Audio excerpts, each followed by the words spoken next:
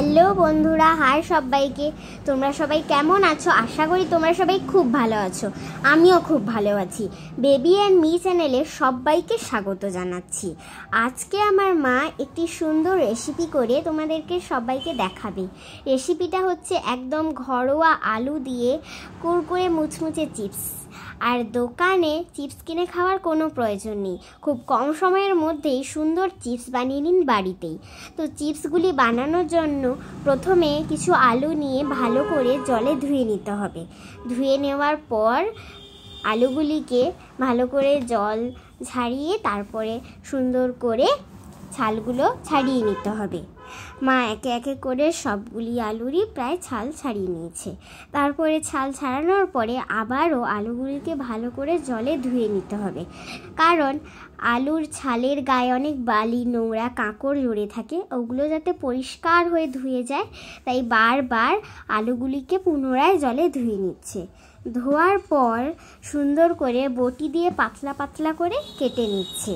আপনাদের কাছে যদি ওই রকম চিপসের সাইজে কাটার জন্য কোনো আলাদা যন্ত্র থাকে তো আপনারা সেটা দিয়ে কাটতেই পারেন।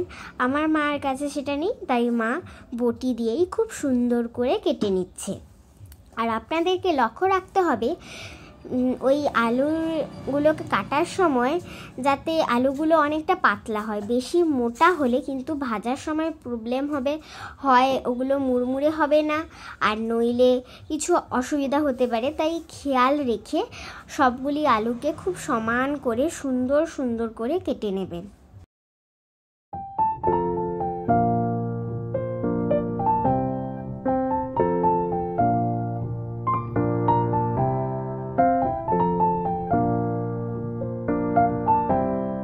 দেখুন আলুগুলিকে কি সুন্দর করে চিপসের সাইজে কাটা হয়ে গেছে। কাটার পর আলুগুলিকে ভালো করে জলে ধুয়ে নিতে হবে। আর তারপর গ্যাস জেলে একটি ডেকচিতে কিছুটা জল নিয়ে সেখানে নুন দিয়ে দিতে হবে। আর ওই নুন দেওয়া জলটিকে গরম হওয়ার জন্য রেখে দিতে হবে। কিছুক্ষণ গরম হবে আর তারপরে আপনারা যে ধুয়ে রেখেছিলেন আলুগুলিকে, ওই আলুগুলিকে ওই ডেকচিটাতে দিয়ে দেবেন। দিয়ে দেওয়ার পরে কিছুক্ষণ রাখবেন একটু একটু সেদ্ধ হওয়ার জন্য।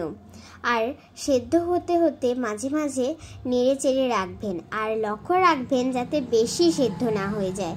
সেদ্ধ হয়ে যাওয়ার পর একটি ঢাকায় ভালো করে আলুগুলিকে দিয়ে দিতে হবে আর তার সেই নুন জলটাকে আলাদা করে দিতে হবে। তারপর রোদে আগে থেকে একটি সুতির কাপড় বিছিয়ে রাখা জায়গায় আলুগুলিকে সুন্দরভাবে সাজিয়ে দিতে হবে। লক্ষ্য করে কিছুক্ষণ পর আবার উল্টে পাল্টে রাখতে হবে।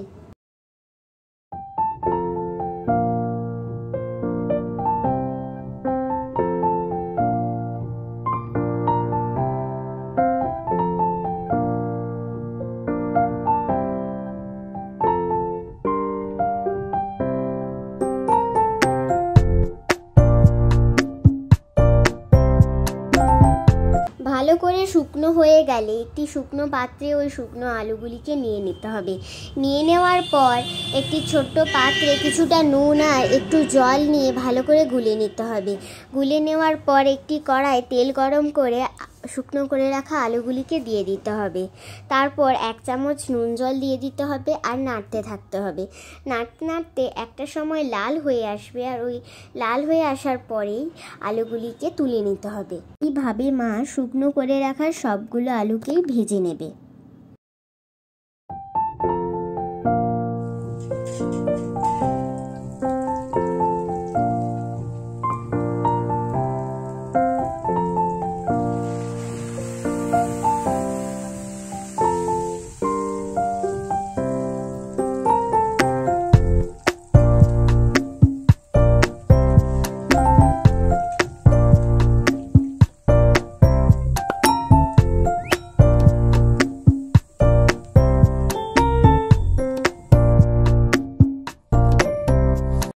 একই পদ্ধতিতে সমস্ত চিপসগুলি ভেজে নিল।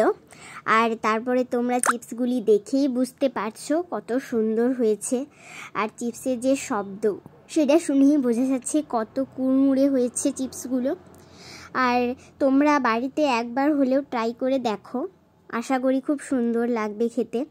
এরকম সুন্দর সুন্দর রেসিপি পেতে আর সুন্দর সুন্দর ভিডিও পেতে অবশ্যই আমাদের চ্যানেলটাকে সাবস্ক্রাইব করে দিও। আর এই যে ভেঙে দেখাচ্ছি কত কুড়মুড়ে হয়েছে চিপসগুলো।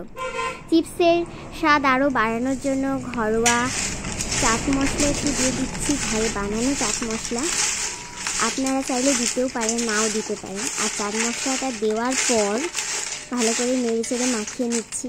চাট মশলাটা দিলে চিপসের স্বাদ আরও বাড়বে। এমনিতে তো চিপসটা খুব সুস্বাদু হয়েছে, আর দেওয়ার পরে আরও সুস্বাদু হয়েছে। টেস্ট করার জন্য আমি একটি প্লেটে নিয়ে নিচ্ছি আর টেস্ট করে বলছি আপনাদেরকে কেমন চিপসটা খেতে হয়েছে।